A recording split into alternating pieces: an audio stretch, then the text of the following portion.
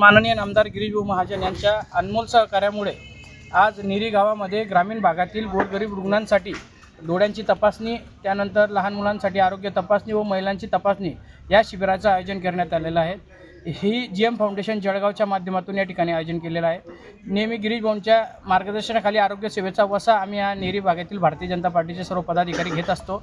त्यांच्या माध्यमातून आज या माननीय पंढरी अप्पा वाघोडे जे आमच्या नेरी परिसरातील माजी सरपंच होते, भारतीय जनता पार्टीचे निष्ठावंत कार्यकर्ते होते आणि त्यांच्या आज प्रथम पुण्यतिथीनिमित्त आज या कार्यक्रमाचं आयोजन केलेलं आहे। पंढरी अप्पांचा समाजसेवेचा वारसा पुढे आमचे मित्र सुभाषभाऊ वाघोडे चालवत आहे। त्यांच्या अनमोल सहकार्यामुळे आज या ठिकाणी आरोग्य शिबिराचं आयोजन केलेलं आहे। कुठल्या रोगांची तपासणी या ठिकाणी करण्यात आली आहे?